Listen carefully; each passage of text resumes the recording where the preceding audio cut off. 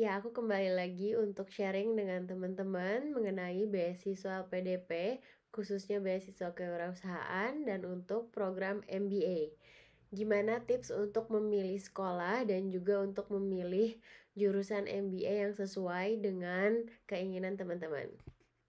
Universitas mana aja yang bisa dipilih untuk daftar tujuan program MBA khususnya untuk LPDP kewirausahaan?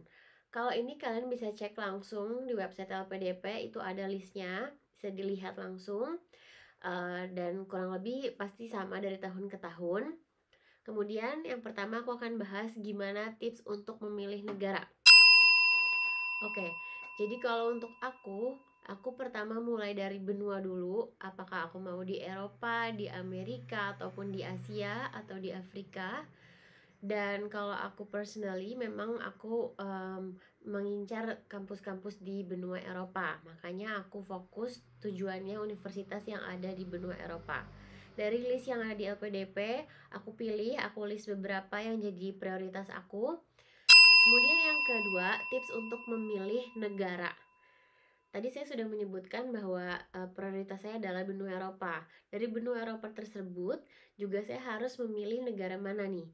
Jadi kembali lagi teman-teman harus mengerucutkan daftar. Misalnya apakah ingin di negara Inggris ataupun di Spanyol ataupun di Jerman. Dan teman-teman harus bisa menjelaskan secara detail kenapa teman-teman mau memilih negara tersebut, apa yang melatar belakangi teman-teman untuk memilih negara tersebut, dan alasan tersebut harus kuat mendukung sesuai dengan tujuan utama teman-teman untuk studi. Selanjutnya, tips untuk memilih kampus. Gimana dari list-list yang udah ada tersebut kita bisa pilih kampus mana yang kira-kira sesuai? Kalau aku mulai dari durasi program. Jadi kalau untuk program MBA ada yang 1 tahun, atau misalnya dia bilang 15 bulan, dan ada juga yang 2 tahun, itu bisa 19 bulan ataupun 24 bulan atau 18 bulan tergantung kampusnya. Dan ini balik lagi ke teman-teman, mau yang lebih singkat atau mau yang lebih panjang. Dan disitu bisa jadi salah satu kriteria untuk memilih kampus. Balik lagi ke tujuan teman-teman, kalau misalnya 1 tahun kenapa, kalau misalnya 2 tahun kenapa, harus bisa menjawab pertanyaan ini saat ditanya nanti jika diwawancara di LPDP. Dan yang ketiga, tips untuk persiapan dokumen. Nah, bagian ini yang paling tricky khususnya untuk MBA. Teman-teman harus highlight bahwa ada yang namanya GMAT. GMAT ini adalah Graduate Management Admission Test. Ini sebuah tes untuk kemampuan verbal dan juga kuantitatif. Dan kalau menurut saya ini jauh lebih susah daripada TBS atau tes bakat skolastik yang ada di LPDP. Dan untuk persiapan GMAT ini, berdasarkan riset dan juga pengalaman orang-orang, minimal dibutuhkan 3 bulan jika memang teman-teman intensif belajar tiap hari, atau jika tidak minimal itu 6 bulan untuk dapat menguasai materi dan juga metode tesnya secara maksimal. Karena tesnya ini menggunakan waktu, jadi benar-benar ada time limitnya. Dan teman-teman pastikan untuk menjawab setiap soal itu hanya memiliki waktu kurang lebih sekitar 1 menit. Dan apalagi kita sebagai orang Indonesia yang memang bukan merupakan native English speaker, jadi untuk memahami soal tersebut sendiri sudah memerlukan waktu untuk mencerna soal. Jadi untuk aplikan yang dari negara India misalnya, ataupun memang native English speaker, di situ mereka punya competitive advantage, makanya GMAT mereka kadang-kadang itu skornya bisa jauh lebih tinggi daripada mahasiswa Indonesia karena ya mereka memang native, jadi untuk membaca soalnya sendiri jauh lebih gampang. Dan juga teman-teman harus melakukan latihan yang banyak untuk tes kuantitatif GMAT karena memang harus merefresh lagi, ini banyak rumus matematika, jadi teman-teman harus bisa menghitung secara cepat bagaimana untuk menjawab dan memberikan solusi terhadap suatu soal, jadi bisa menggunakan cara yang tercepat karena balik lagi very time limited. Dan kalau untuk aku sendiri, dulu persiapan GMAT-nya gimana? Aku menggunakan Magush pertama kali. Ini adalah free website yang bisa diakses di YouTube ataupun di aplikasi. Menurut aku sebagai starter point, Megush sudah cukup lengkap dan bagus banget. Mereka punya materi yang lengkap, mulai dari video, mulai dari kuis, mulai dari GMAT itu sendiri, informasi seputar GMAT. Jadi teman-teman bisa mulai dari situ. BTW, ini tidak ada endorse, jadi semuanya merupakan opini pribadi dari aku sendiri. Kemudian jika teman-teman merasa kurang, teman-teman juga bisa ambil tes GMAT yang ada di beberapa institusi. Misalnya ada di Kaplan, misalnya ada di Toga Preparation. Jadi teman-teman bisa memilih institusi tersebut berdasarkan kebutuhan teman-teman. Atau kalau memang teman-teman bisa merasa mempersiapkan secara mandiri, it's okay.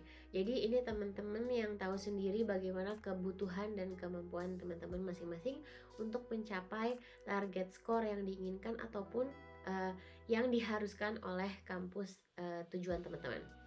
Oke, setelah teman-teman memilih benua, memilih negara, dan juga memilih kampus dan mempersiapkan aplikasi, hal lainnya yang juga penting, yang keempat adalah timeline.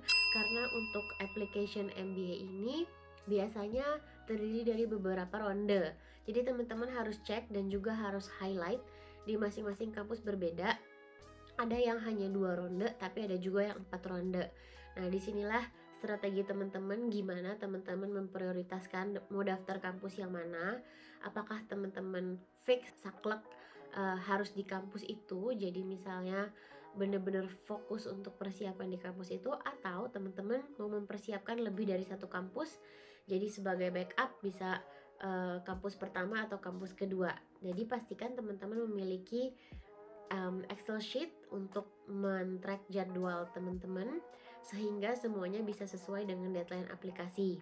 Kemudian set juga reminder, use your sticky notes, pastiin teman-teman tempel di tempat yang bisa kelihatan tiap hari, jadi nggak lupa sama deadline-nya dan juga nggak kewalahan dan tidak mepet untuk deadline pendaftaran.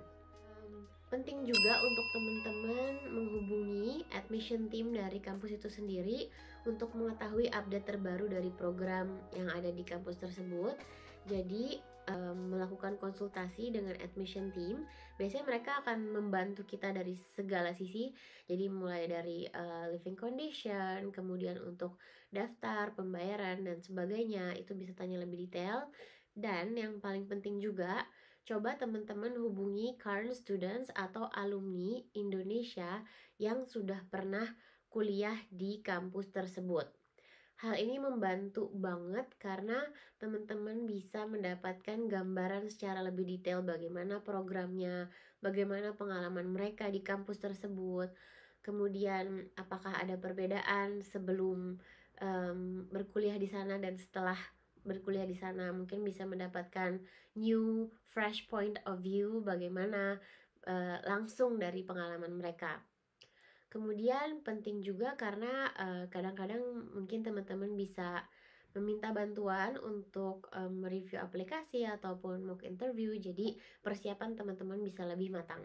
Dan selain itu teman-teman juga harus riset program studinya itu sendiri, apa saja yang ditawarkan mulai dari kelas-kelasnya, kemudian mulai dari sistem pembelajarannya.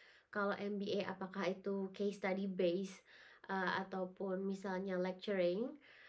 Misalnya di kampus saya sekarang di ISE Business School itu menggunakan case study method seperti yang ada di Harvard Business School di Amerika. Dan bahkan sebenarnya beberapa resource-nya itu sama. Kami menggunakan case study yang sama. Jadi setiap kelas kita diharuskan untuk membaca terlebih dahulu artikel yang ada di case study ini, dan itu jumlahnya bisa mulai dari 2 halaman ataupun bisa sampai 24 halaman tergantung subjeknya. Untuk program MBA yang berdasarkan case study method, misalnya di kampus aku di ISE Business School, aku akan mengambil salah satu contoh misalnya di kelas Operational Finance. Nah, di kelas ini kita pernah membahas satu brand ban Pirelli.